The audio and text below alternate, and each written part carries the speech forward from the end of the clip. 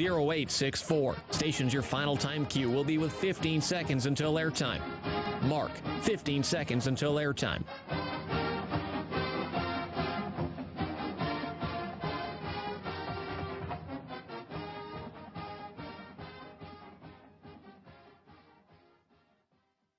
The following is a presentation of Learfield. Welcome to Duck Insider. Our whole athletic department, there's a level of expectations of success. Throw, catch, touchdown, Oregon. He can run and slam. He's back out for a three. Left wing is good. In the air to center, back at the wall. It's out of here. Really excited that we get to rep our Ducks and hopefully come back to Eugene with some championships. Indoor track and field national champion. Oregon repeats as the Pac-12 champion. And for the fourth time in the last 6 years, the Ducks are Pac-12 champions. We have so many teams that are excelling right now, and it's really fun to be a part of.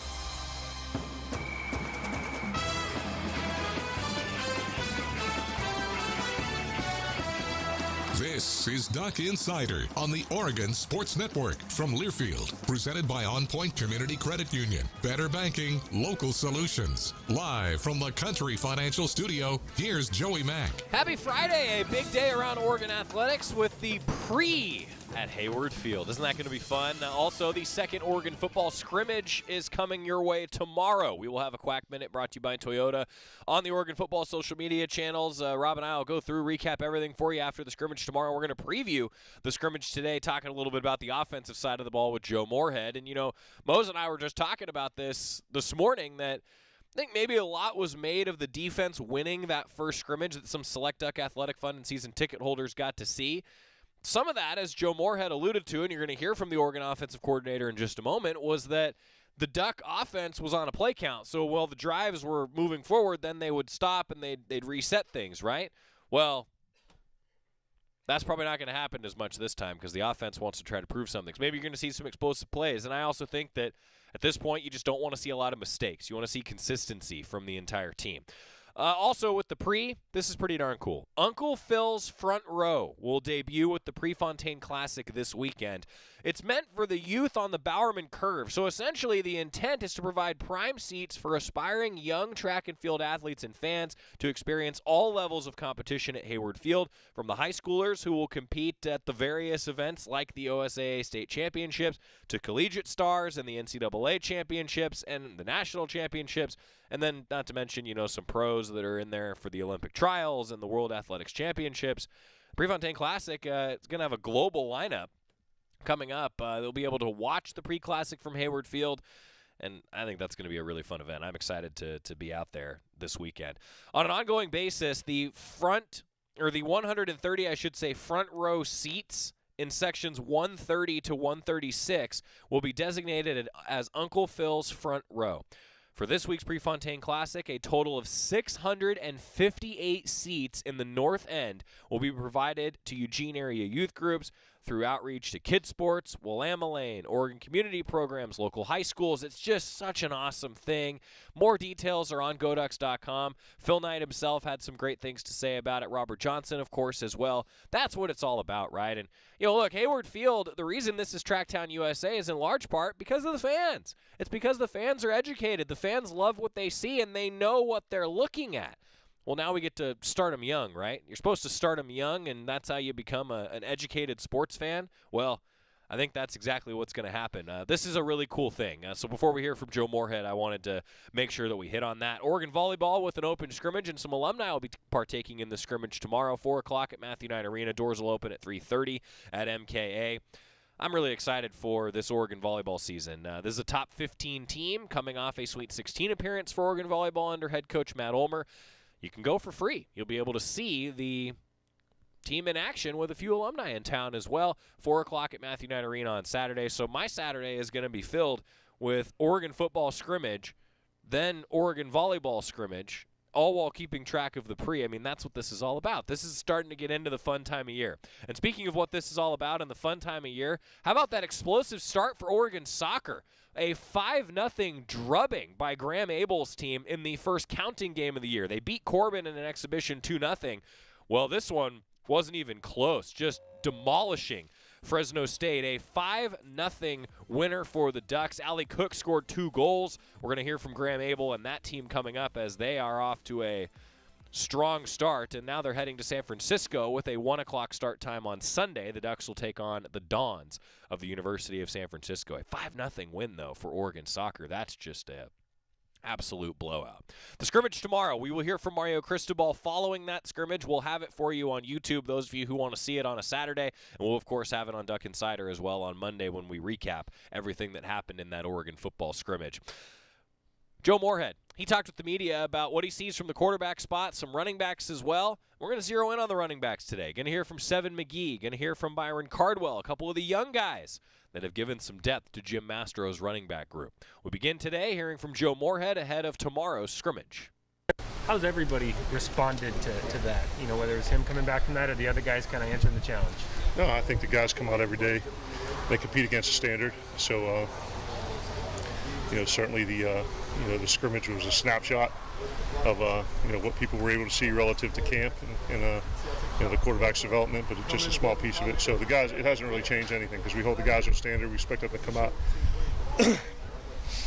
and execute at a very high level. So from that standpoint of one guy having a nice day, it really hasn't changed anything in their approach. What do you feel like you learned from the scrimmage about this team, good or bad? About the team? Yeah.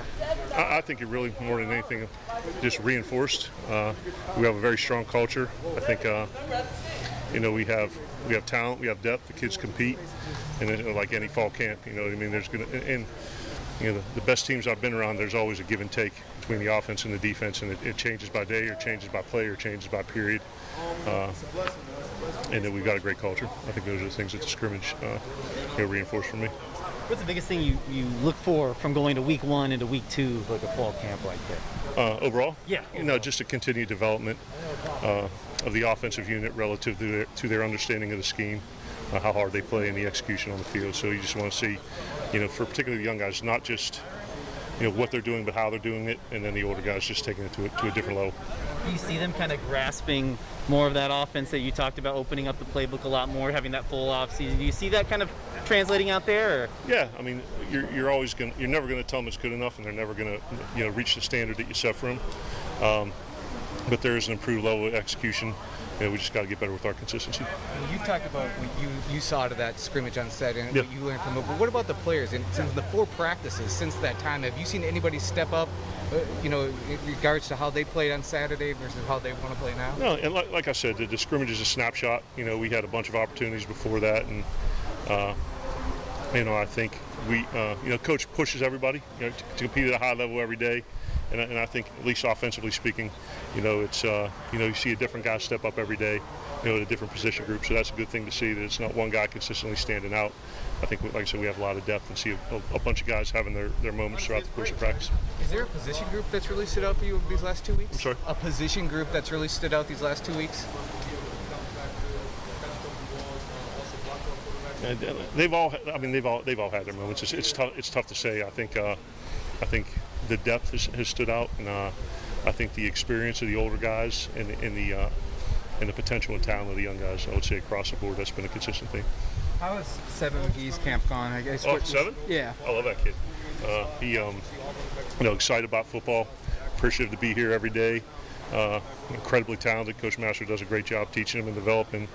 But I think he's very dynamic, very explosive, very fast. Does a great job catching the football. I think he's had a very good camp so far, and I think he's got an incredibly high ceiling. Great kid to be around too. I was just gonna say, can he have a similar role like Kadai does, where he can be an option in the pass game and in the run game? I think that's to be determined. Right now we're just teaching the offense and, like I said, knowing what to do and how to do it. But in terms of usage relative to a game, I think that's yet to be determined. He's obviously very electric, but he's physical too. Like, is he kind of sneaky physical? I mean, you need to take that into account as well. No, you look at him physically. He's packed in there. And you guys may not. He reminds me a lot of a kid I had at Fordham, Chase Evans, who's a starting tailback for the Cardinals now. Just physicality, mentality-wise, explosiveness. He's kind of built the same. I see a lot of similarities there. Do you feel like him and Byron, you throw them into a game, if need be, and like they can contribute a little bit? Or? Oh, Onyx is barking over there. Those shots got him going. Yeah. Love that dog. I think it's probably it'd be a bit speculative at this point. From a talent standpoint, absolutely. But it's different when you're out there and the whistle blows and you can restart the play than when you're in there and there's no lifeguard on duty and you kind of gotta, there's no do-overs. What's the progress you want to see in the second scrimmage that's coming up? Where are you looking for? It's I think we're very fortunate to be able to go against a defense of this caliber on a daily basis. Coach always uses the term, iron sharpens iron. So another opportunity to go against a great defense and to help push them to get better, and those guys challenge us. But I think we did well in the situational part of the scrimmage overall. Third down, red zone, 2 minute. I think we had in goal line we had our good moments there. In the drive part we had one touchdown, and you guys will know. I think 4 of the other drives were past the 35 and going in, and they were stopped because of there's a play count on the drive. So I'd like to do a little better in the scrimmage part of it, and I know those drives will be extended and then kind of ramp up what we did situationally. So AB talked about there's a connection that you two have, yeah. Even about around football, about being Northeast guys, being Jesuit school guys. Yeah. Just can you speak to just outside the football and outside of play, design and those sorts of things? And Yeah. you have in the sport. I think that's one thing, and I guess it's year 23 or 24, I've always valued the relationships I've created with kids I've coached, and hear from everyone going back to Pitt as a GA, Akron, Georgetown, everywhere I've been. I hear from kids, and like I said, have a lot of similarities. Catholic school, high schools, Jesuit colleges, a lot of the same interests. Know a lot of the same people. But Anthony's he's a great kid. First and foremost, take the football part out of it. We have a good relationship.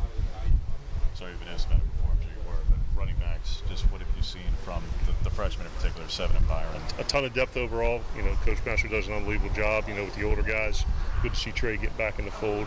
But it's like a neat little, 1-2 punch with Byron and Seve. They're a little bit different style of runner, bring a little bit different to the table.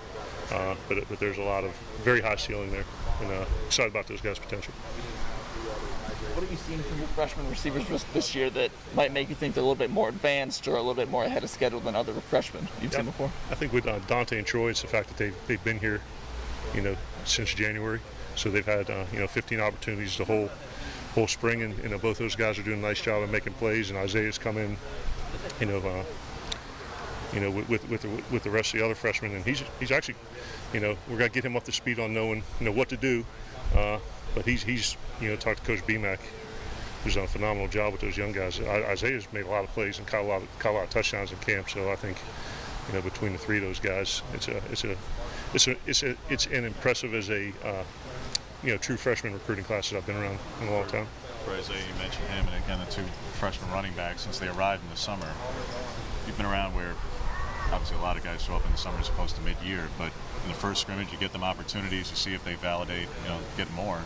It seemed like those three, you tell me, but it seemed like those three made those plays like you talk about and validate that they could do more. Yeah, and that's, it's as we continue through the installation process, which we finished up on Monday, and I think you were talking to one of the other guys, it transitions from them knowing what to do to how to do it. And I think you see those guys with a lot of natural ability. They're obviously very well coached, and now it's about them taking the next step in the process and kind of just refining everything. But definitely 4 playmakers. Five. Last question. Having a second year around Johnny Johnson, just his growth, his development. What have you seen so far from him? In Johnny, camp? he's a consummate leader. He's a phenomenal teammate. He's an incredibly hard worker. He's a talented player, and I don't know. He's a guy that whether or not he's elected, that guy to me is like captain material. So he's everything that guy does on and off the field is to me what the term student athlete, at the NCAA level should stand for. That's pretty high praise coming from a guy like Joe Moorhead, who has seen a number of leaders in his career. That's Johnny Johnson that he was talking about. We're going to hear from the Oregon wide receiver coming up a little later on today's show. Zeroing in on the running backs. Let's get to know those new guys when we return. It's Duck Insider presented by On Point Community Credit Union. Seve, McGee, Byron, Cardwell next on the Oregon Sports Network from Learfield. After 2 years of construction, my wife and I finally moved into our dream home. So when a bathtub fixture broke, causing major water damage, I was glad we had the home insurance protection we needed. How do you know your home is protected? Talk to a Country Financial rep like me, Nick Simon. We can help you understand your options and select coverages to meet your needs. Then if something happens to your home, you won't have any surprises. Need the right coverage for your home but not sure where to start? Visit TakeSimpleSteps.com or contact a local Country representative. From the weight room to the classroom, on the field and off it, On Point proudly supports University of Oregon athletics because student athletes do so much more than bring us pride on game day. They bring our entire community together in Eugene and all across Oregon. So whether you're watching the game in the stadium, at home, or at your favorite local business, their success makes all of us stronger. On Point Community Credit Union. Join in. OnPointCU.com. Federally insured by NCUA. Equal housing opportunity. Don't go anywhere. Duck Insider continues after these messages on the Oregon Sports Network from Learfield. Jill, why don't you tell the class what you did this weekend? Well, my dad and I went in search of some magical minnows and found a zillion of them in the stream from our lookout rock. Then my sister and I escaped from an evil slug king and went back to my super twig fort for safety. Then we told stories till it got dark, and the Big Dipper led us all the way home. Wow. Where were you, Jill? We went to the forest. It's not that far away. Ask your parents to take you and your friends to the forest this week. It's closer than you think. Check out discovertheforest.org. Brought to you by the U.S. Forest Service and the Ad Council. If a natural disaster comes knocking, how prepared is your family? You can't just close the door on earthquakes, floods, or hurricanes and hope they go away. That's why it's important to make a plan now. Ready.gov/plan has the tools and tips you need to prepare your family for an emergency. So if disaster shows up at your doorstep, you'll be ready. Visit ready.gov/plan and make a plan today. Brought to you by FEMA and the Ad Council.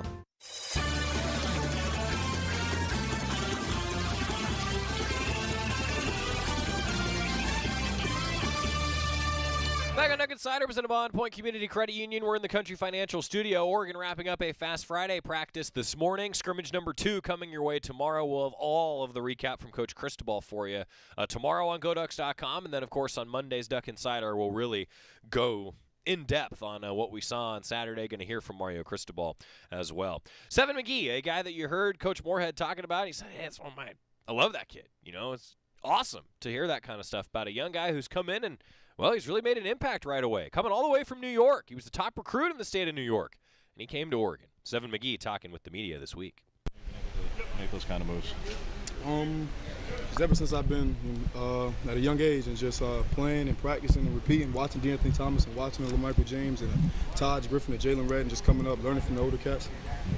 What do you think what do you bring to the table in terms of strengths of your skill set that are different than the other guys in the running back room? I feel like everybody's different in a way. CJ, Byron, bigger backs, me and T-Dye kind of similar the way we move and the way we can spin and the way we can block, also being smaller backs. And as you can see, I took a shot from Flo coming in and welcome to college here. It was just a wake up point for me, and I'm glad he did it because it's a show what the team brings. Everybody competes at a high level. So you glad he hit you like that? Oh yeah, I'm glad because when you get from high school to college, everybody's I would say a warden and a top dog when they're in high school. And when you get to college, it's just when you get to college, it's just like whoa, and you want your teammates to just come at you and just bring to the table, offense and defense wise. And we all know about how it's been a lifelong dream for you to be here in Eugene. So what's that finally like to be here, going through it? It's a blessing. It's a blessing for me. It's a blessing for my family. Just be able to come to college and be able to be around Coach Cristobal and it's a great team. And it's just it's wow. I've been waiting 3 to 4 years, and it's definitely a blessing. And what made it Oregon so special for you? Why was it that school that you identified at such a young age? Honestly, because if I'm being real, D'Anthony Thomas and Marcus Mariota at a young age, seeing them play in 2015 against Florida State and making the national championship, coming up short, it was big for me, and just wanted to bring the culture and just recreate what they came up short. Coming in, what was your just outlook in terms of, you're one of the freshman backs, it's a position you can play early, but CJ and Travis were established, Sean before the injury, Trey before the injury. It looked like you guys were going to be lower down. Now you and Byron are seemingly in an opportunity to compete for the number 3 job with Trey. How do you approach it in terms of your own outlook? heading into the season? I look at it as day by day. Anywhere you go in the country is going to be a battle. So I just look at it just learning from the older guys, like I said before, and just wanting to compete. And if I do something wrong, CJ checks me. If I do something wrong, Travis checks me. If I do something wrong, Byron checks me. We check each other, and that's the way we grow and can establish and compete. Looks like you've been the third running back in line here since the scrimmage. Have you been working with the twos a good bit this week? Oh yeah, I've been working with the ones and twos. It's been great. It's been awesome. Thanks. Yes, sir. What do you like about playing the running back position? What makes it special for you? Honestly, it's great. You can run, you can block, you can catch the ball, you can run. It's a lot of different schemes we have here, and I just think it's awesome for us to be able to get out the backfield, catch a couple of balls, also block for our quarterback so the quarterback knows we got his back, and just be there as a center hole for the team. And then I think a lot of people, when they're looking at kind of your skill set and how you project at Oregon, we heard a lot about moving you around the slot and everything. What's that kind of been like as far as your versatility? Just coming in, just wanting to learn one role so far, and just moving me into the slot. As you can see, all running backs we got moving from the slot to the backfield, come around. But as of right now, just learning the running back role, and then hopefully in the future play a little slot. Do you have a preference? No, sir. Just put me anywhere and just give me the ball. Fair enough. You've Yes, been sir. working with. You said you're just working with the twos and the ones, and is that working with kickoffs as well? Oh yeah, punt, kickoffs. Just getting back there with Coach Bobby Williams, a great coach, and he knows what he's doing. Yeah, he's been doing a lot of different things in special teams, and he is a versatile player. That's why Jim Mastro liked him so much, and I think that's why Coach Moorhead, as the offensive coordinator, likes him so much. Meet one of the other young guys, as that was Seve McGee. How about Byron Cardwell coming in from San Diego? You see a young running back coming in from San Diego, and immediately your mind goes to Royce Freeman. That might be pretty tough for a comparison for Byron Cardwell, but he's a very talented back. He got a chance to talk with the media this week as well. How is pass blocking coming along? I know that's always a big adjustment for folks. Oh yeah, pass blocking, something I take pride in. In high school I did a lot of pass blocking, so coming here I knew, because Coach Mastro's thing, if you can't pass block, you can't hold on to the ball, then you can't play. So that's something I take pride in. Just continue to pass block, protect my QB, help out my O-line, and just be a team player. How do you feel like you've been doing these first 12 days at all that and heading into the second scrimmage? I feel great, always still room for improvement, just take it day by day, 1-0 mentality, and just keep God first in everything I do. You were talking to Coach Mastro kind of about rewinding the clock when you were a recruit coming in. They usually only go for one back a cycle, and he was pushing and say, hey, I really want Byron. What does that mean to you to know that you were, so coveted by your coach? It made me feel good, just to come in knowing, have the opportunity to compete against the great backs that are already here, and then also with Seve, just coming in, both freshmen, just working together and just building a bond in that room. So, it felt good, and just continue to keep working. And then, when you're looking at the backs that have come through Oregon, a lot of really talented guys, feels like every year there's just a crazy amount of talent. How do you kind of approach, being a running back at Oregon, seeing that, a lot of the times you kind of have to wait your turn? I would say for myself, just know what I do best and just do that. There are a lot of great backs that come to this program, and just for myself, just continue to stay true to myself and just continue to go out there and be the best me I can be for my team. And what excites you about this offense this year from what you've seen?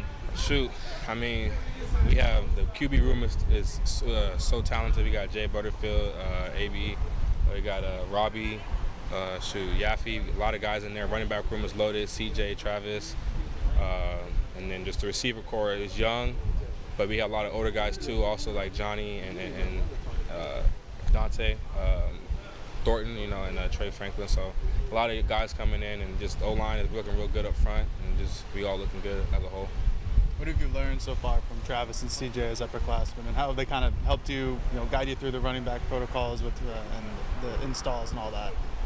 I would say what I kind of learned from them is just how they practice. That's a big thing that Coach Mastro always told us. Me at 7 and 9, the younger guys also in the room, he just said, just watch the older guys practice, watch how they eat and do all their hydration and stay on their stuff. So I would just say just looking from just being outside in, just watching how they do their stuff, and just taking the positives and taking the things that they do good and just adding that to what I do. And so that's just how I look at that. Do you have a close relationship with CJ, or do you have a close relationship with Travis? I say both. CJ and I were both from San Diego, so that's a plus right there. And then Travis and I, but he's also from California too. So, and then just talking to him day by day, just getting to know him. I'm close to everybody in the running back room. So, yeah. What do you think you and the freshman running backs, including Trey, can provide for this team going into the year? Shoot, just a spark, just young talent after this season, and do play our role this season, but then after, if CJ and Travis do leave next season, and just come in and just we all work together as one and be a big spark for the offense in this team. And for you personally, what are you looking to improve on the most this season? Everything that I can, this is my first year, so I'm just taking it day by day. I'm not too big on looking into the future, just taking it rep by rep, and that's kind of our mentality on the offensive side and just in general. So, just take it rep by rep and continue to work every day, work hard, and stay in the playbook. Everybody here, Byron, has, a great love for the sport of football. I asked Seve this question. What do you like about playing running back? You do a little bit of everything, you block, you run routes, you run the ball. So you're kind of like I call it a Swiss Army knife, and then just, in my opinion, I feel like the running back position, it brings a balance, because we can also run and pass. We can also run the ball and pass block and also run routes. So I just say just having the ability to just be that X factor in the offense, that's just what I like about it too. That's pretty cool hearing from Seve McGee, and then that was Byron Cardwell, a couple young guys that have come in. And Jim Mastro said earlier in fall camp that they want to only take one back per year in the class, right? Like they want one running back each class. Well, this year he liked Byron Cardwell and Seve McGee so much he took two, and they're not going to take a running back in next year's recruiting class. I think that should tell you something about what Jim Mastro thinks of Seve McGee and Byron Cardwell, and both of them well-spoken, fun talking to them, and fun getting to know those guys. Quick timeout. Scrimmage tomorrow for Oregon football. We're going to continue previewing it. Talking with Johnny Johnson and then one of the young guys, Trevin Maia, on the defensive side of the ball when we return to Duck Insider on the Oregon Sports Network from Learfield. Hi, welcome to the Spicy Drive-In. May I take your order? Can I get the spicy chicken sandwich, please? The spicy chicken is an excellent choice, sir. And to drink? Whatever's fine. Oh, may I make a beverage pairing recommendation this evening? Sure. If we are feeling especially bold tonight, sir, I would recommend the Mountain Dew with that. It's bravely unrestrained with a very alive aroma that pairs wonderfully with your spicy chicken. It's followed by a hint of zesty citrus flavor. Yeah, that sounds amazing. I'm sure you already know this, sir, but remember to appreciate the nose first by giving the Mountain Dew a little swirl to relieve volatilize it. What? To change the flavor compounds and activate your taste buds to get them fully primed for that chicken sandwich. It's delicious.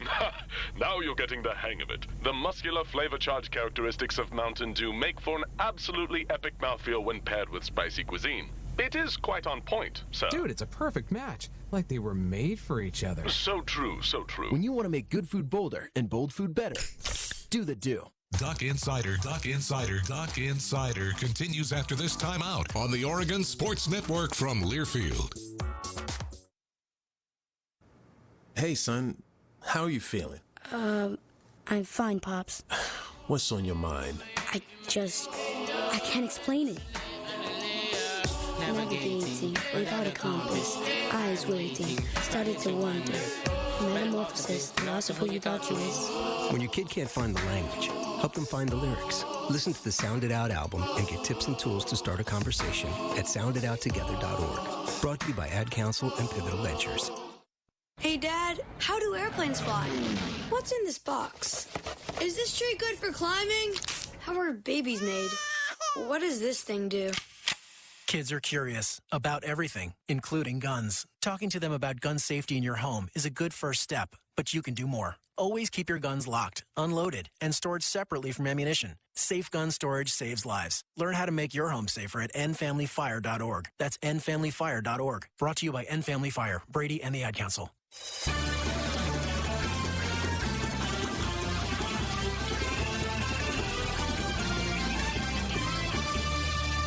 Back at Duck Insider, presented by On Point Community Credit Union. Man, it's going to be fun watching the pre this weekend. We got more volleyball and soccer action, and, of course, an Oregon football scrimmage tomorrow. Also on Monday, 7 o'clock across the Oregon Sports Network, a radio-only production. We're going to do our kickoff special up in Portland. Mario Cristobal will join us. Dennis Dixon is slated to join us as well. Jerry Jorge, myself, all up in Portland for the kickoff special coming up at 7 o'clock across the Oregon Sports Network on Monday. I'm really looking forward to it. It's brought to you by our friends at Graduate Hotel here in Eugene. Seems to make sense. We're going up to Portland where a lot of people, maybe they need a place to stay. Yeah, go stay at the Graduate. That's a good spot. It's a really good spot. They got Top Golf. I mean, it's the only. That's why I go. I mean, you understand. You understand. Let's talk a little bit about the defense here for just a second before we hear from Johnny Johnson. Trevin Maia, earlier this week, one of the young guys that we're still getting to know. Where's he fit in?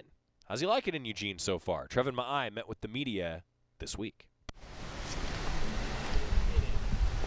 Where have you maybe seen the most strides from spring to camp? Because it looks like you've made some.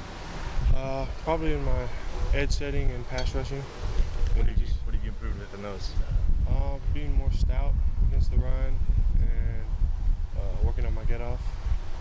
How's this defense just kind of set you up to showcase some of that and showcase your work? I feel like this defense fits my body type really well. I really like the type of techniques we're doing this year. Is there a big difference between last year's defense and this one in terms of just how you like it and how you work within it? Yeah, I like the fact that we're more so just getting on and off blocks. I like that a lot. You mentioned your body type. You're somebody who's really changed your body since you got here over the last 2.5 years. Take us through a little bit of that process of just what it's been like, because I believe it's 20 plus, almost 30 pounds difference. Yeah, it was a little different at first, getting used to moving around, being this big, but I really like it a lot. It helped me since I started eating better and just trying to take care of my body and the right things. Easier to take on tackles when you're in the 240s? Yeah, especially when I'm in that 4-eye, playing inside, getting the double teams. I've seen you on the strong side, more in the 3-point, 2-point? Do a little bit of both. Also play a little bit to the boundary side as well. As someone who took part in a traditional fall camp in 2019, how do you like the new rules this year of the acclimation period, easing into contact compared to that 2019 one? I really like it because 2 years ago was really tough, especially fresh out of high school.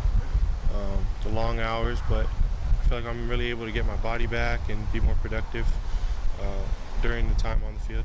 Like the team itself is more fresh right now? Yes. Do you remember what you did weigh when you arrived here and compare that to what you weigh now? 230 something, and now I'm about 265. Did you just kind of appreciate the amount of weight you've gained? That's not easy to do. Yes, actually, it's a lot of hard work, a lot of eating, a lot of lifting. Was there a meal you really like to eat that helps you get there? For me, I like Simon or Top Ramen. Yeah, my comfort food. Sorry. Who are some of the players that you've kind of learned from since coming here? There's a lot of people. Of course, my freshman year, Blackhawk, KT, Ajax. Try to take from everybody and make it my own. So you get a lot of opportunities this past Saturday in the scrimmage. What would be success for you in terms of camp before the start of the season with this next scrimmage coming up and the practices before game prep next week? Sorry, you mean just like, what would you consider successful for your own self? You're getting a lot of opportunities, you're putting yourself in a good position. So just being 1-0 every day and trying not to make the same mistake as the day before. You mentioned it was different carrying all that weight moving around. How do you think you've maybe changed as a player since when you arrived? Become a lot more reliable in the run game.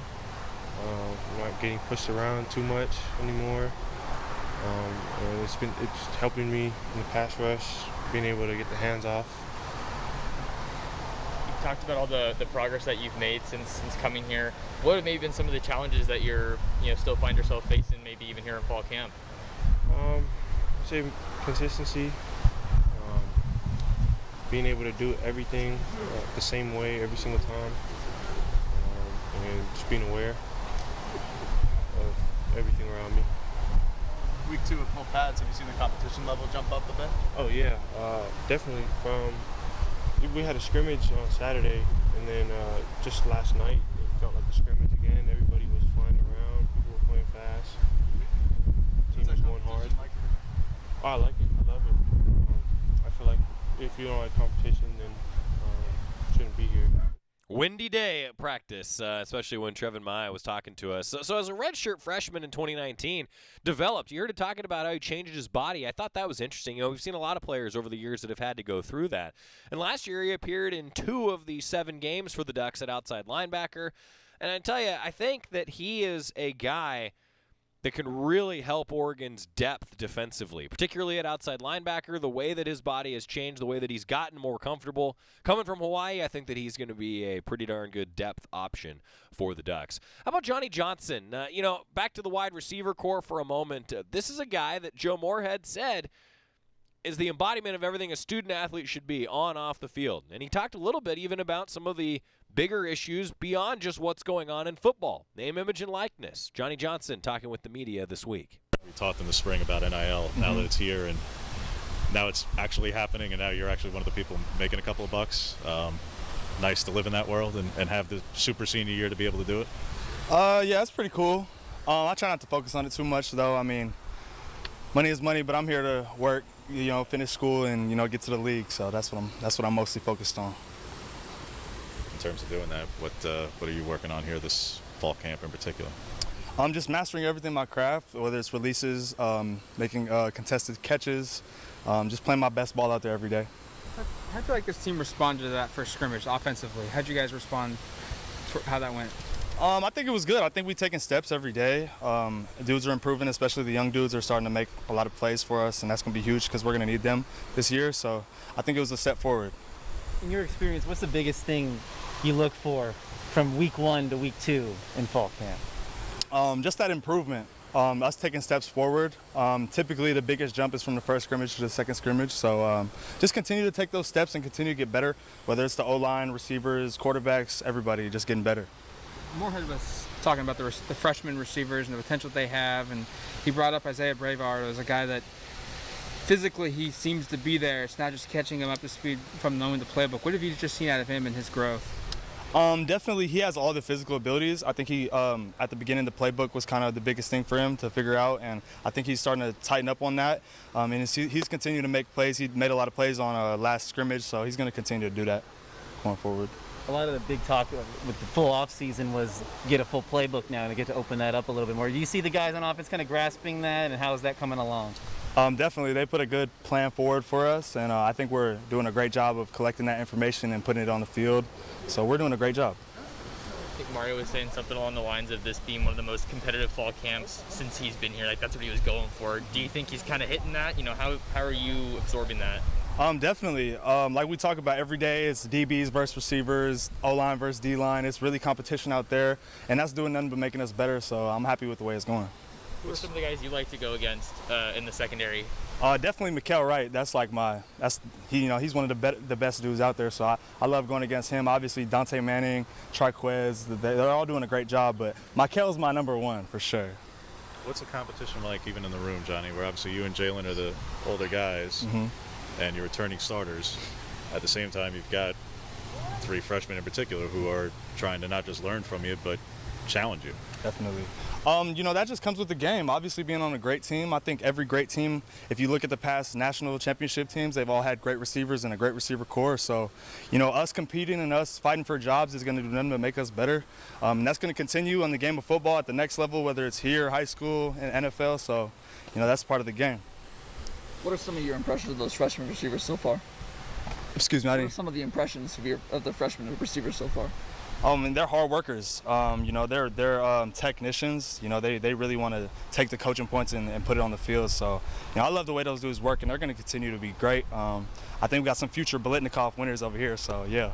Take yourself back to your freshman year. What did they have that you didn't have? What did you have that you think they could get better at too? I think from a knowledge standpoint of playing receiver, knowing leverages, and how to close space, how to have vertical pushes and different stuff like that. I think they have a better grasp, whether that's from the great coaching from BMAC or whatever. But I think they're steps forward. They're more steps forward than I was when I was their age. So I'm excited for those dudes going forward. What is it you like the most about playing wide receiver, Johnny? Dang. Definitely the big plays. That's probably the most fun for me is when a deep ball's in the air or scoring a touchdown or making a big block for your homeboy behind you. So all those different things, really. It's a combination. You say big plays, is there one that you reflect on or you kind of hold close to you? I try not to do that, honestly. I try to stay in the moment, try to focus on the next play. You know, if you keep looking backwards, you're never going to be able to move forward. So. No, you've moved between all the positions throughout your career. Versatility is great. That's always a trait. It's always a positive trait. At the same time, having a home is nice too. Mm-hmm. Do you have a preference by way of X, Y, or Z? Nah, I mean, I'll play whatever. I'll play any of them, really. You know, whatever position they're going to put me in to help this team is what I'm going to do. So, you know, I'm comfortable with all of them. So, you know, I'm ready for whatever. Johnny Johnson, those are the good answers, right? A veteran, going to look forward all the time, and he'll play whatever he needs to play. This is a wide receiver group, though, that's very, very talented. We've talked a lot about that. Isaiah Brevard, Troy Franklin, Dante Thornton, those young guys coming in that are really pushing some of these established veterans like Johnny Johnson.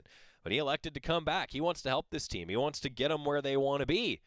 That's the leadership. He's one of the best interviews that we've ever had on the Coaches Show here in the Country Financial Studio. Just a lot of fun talking with him every time we get the chance. And I will never forget when Justin Herbert shook that helmet on the sideline, and that was one of the funniest things that I think we've ever been a part of around here at Oregon. When we come back, talk a little O-line. Also going to talk a little bit about Oregon soccer's explosive start to the season with a 5-0 drubbing of Fresno State last night. Stick with us, Duck Insider on the Oregon Sports Network from Learfield.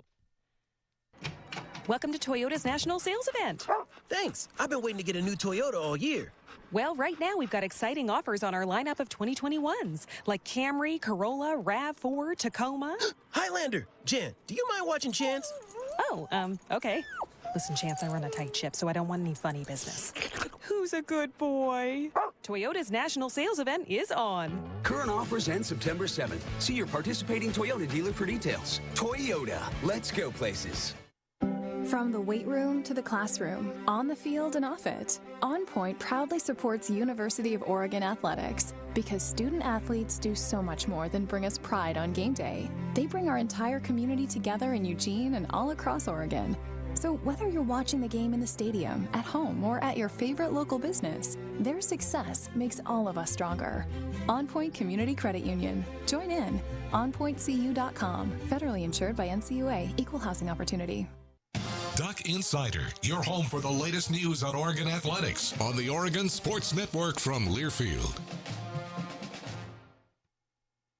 Adopt US Kids presents What to Expect When You're Expecting a Teenager. Learning the lingo. Jelly. Jelly adjective. Jelly is a shorter, better way to say jealous. As in, Chloe, I am like so jelly of your unicorn phone case. You don't have to speak teen to be a perfect parent. Thousands of teens in foster care will love you just the same. Visit adoptuskids.org, brought to you by the U.S. Department of Health and Human Services, Adopt U.S. Kids, and the Ad Council. What is dedication? My daughter started making necklaces. She makes what we call affirmation fashion. I tell her every day that your black is beautiful. And if there's anything better than being beautiful, it's being smart. And if there's anything better than being smart, it's being kind. And reaffirming that every day is our method of making sure her chin never drops. That's dedication. Visit fatherhood.gov to hear more. Brought to you by the U.S. Department of Health and Human Services and the Ad Council.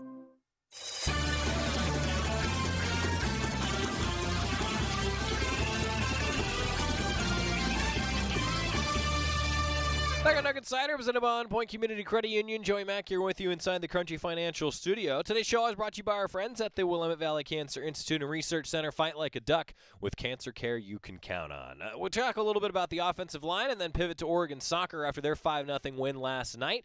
Hear a little bit from TJ Bass, a guy who just fills it up in the middle, doesn't he? Really good offensive lineman for the Ducks that continues to develop. We talked with him a little bit this week. Biggest takeaway you took from that first scrimmage, things you liked, things you didn't like, you guys did as a whole, as a group there on the O-line? I think our physicality and our effort to be physicality was very good. Effort and our mentality has always got to be top notch, and has to be one step better each day. And we just, for the O-line, we got to clean up our penalties, holdings, any false starts. We just got to clean those up. How big has a full off season, a traditional off season, been for that group?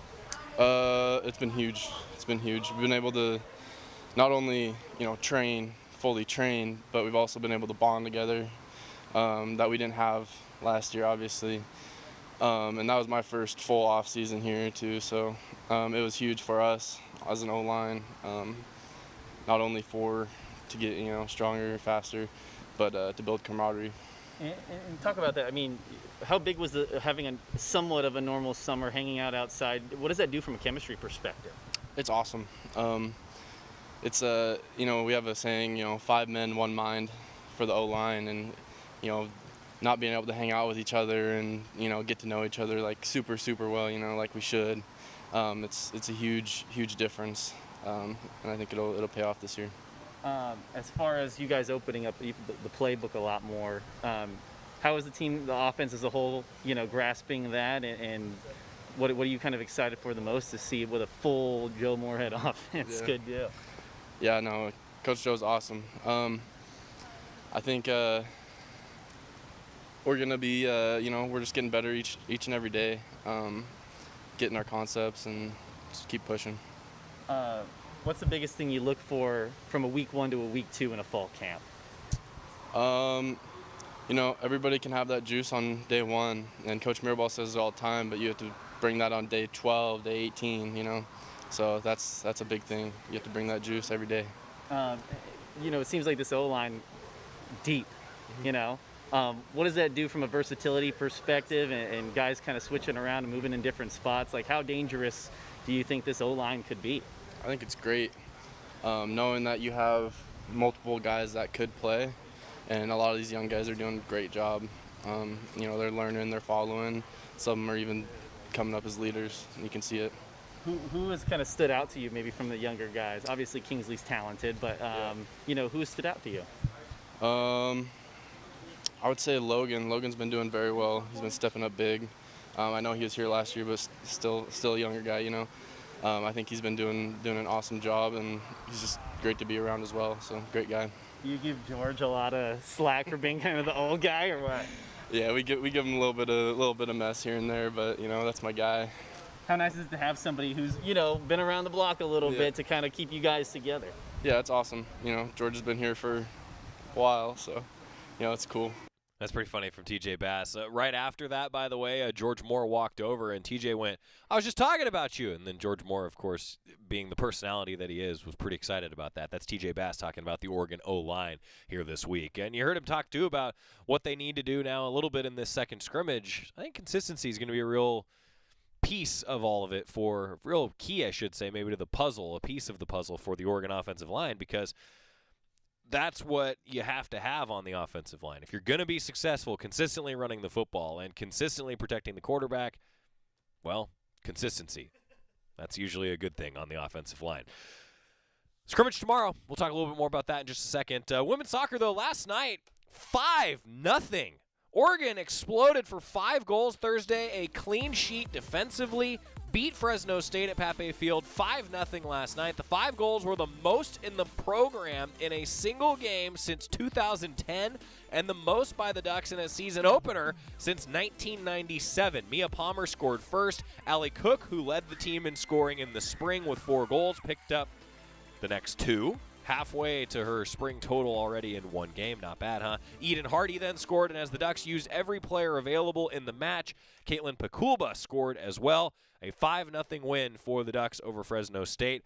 They said heading into the season that the defense they knew was good. Now they needed to make the offense equally as good, and man, if that's the start and that's going to continue, that Oregon soccer team sure does look dangerous and fun to watch. They are at San Francisco Sunday at 1 o'clock as the offense really turned it on. Coach Abel talked with the media postgame. Couple thoughts after the big 5-0 win last night at Pape Field.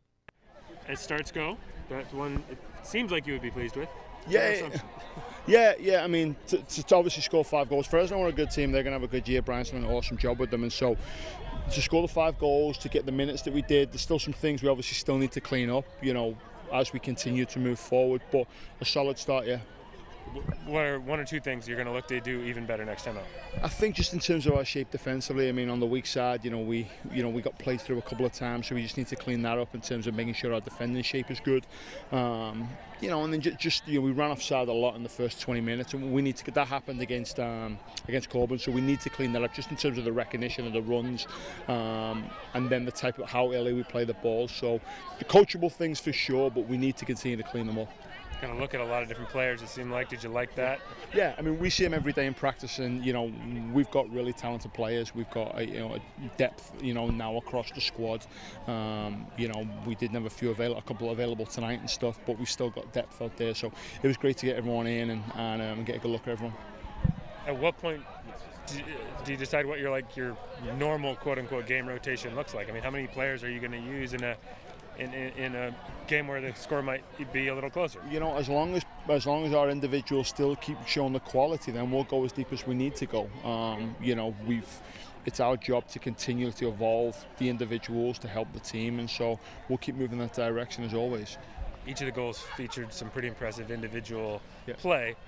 One or two that you were most impressed by or pleased by? You know, all of them. I mean, a goal's a goal. You know, we need to continue to have that killer instinct about us as a team. You know, we have those things, set up, and we set our players up in certain moments. We need to take those moments. So, but extremely happy with our back line to keep a clean sheet there as well, and make sure we were solid with regards to that. Leah picked off some balls at the start in the first half, which was great. Between Croy, Anna, Chai, Mia, Meg, Jordan. I mean, Alicia, we got a few different rotations in the back line. It was a real solid performance from them. Yeah, I think that's what's going to be overlooked when you score 5 goals, though you also shut them out, right? The defense was really good. The Ducks picked up right where they left off defensively from the spring. A 5-0 winner for Oregon Soccer last night. That's Oregon Soccer head coach Graham Abel talking with us post-game. Up next, we're going to hear a little bit from Allie Cook, already picking up where she left off. 2 goals last night. She scores 2 more. She's already tied her season total from last year. Back after this on the Oregon Sports Network from Learfield. As my family continued to grow, I realized I'd have to replace my beloved Jeep with something that has, well, more seats. I'm Jason Hines, Country Financial Rep and father of 7. Whether you're upgrading from your sporty ride with no room for a car seat or finally replacing your well-loved beater that still has a cassette player, you'll want the right protection for your new car. Work with a Country Financial Rep like me and get the protection you need at a price you can afford. Learn more at TakeSimpleSteps.com or contact a local Country representative. From the weight room to the classroom, on the field and off it, On Point proudly supports University of Oregon athletics because student athletes do so much more than bring us pride on game day. They bring our entire community together in Eugene and all across Oregon. So whether you're watching the game in the stadium, at home, or at your favorite local business, their success makes all of us stronger. On Point Community Credit Union. Join in. OnPointCU.com. Federally insured by NCUA. Equal housing opportunity. This is Duck Insider. Duck Insider on the Oregon Sports Network from Learfield. These are the sounds of a dinner. A dinner that almost didn't happen. A dinner now served, thanks to people like you. Due to COVID-19, 17 million more Americans may face hunger. Feeding America is helping our neighbors in need. And if you're able, you can too. Donations are being accepted at feedingamerica.org/coronavirus. Brought to you by the Ad Council and Feeding America, 200 food banks strong. It's time for today's STEM tip. Okay, you know recycling is important. No one wants plastic in the ocean. Here's a cool way to repurpose a plastic bottle. Build an awesome terrarium. Cut a large plastic bottle in half and fill the base with sand, pebbles, potting soil, and your favorite plant. I chose an African violet. Put the top of the bottle over your base and place it in the sun. Your plant will grow sealed in its own ecosystem. Fun, right? Learn more at She Can STEM. A message from the Ad Council.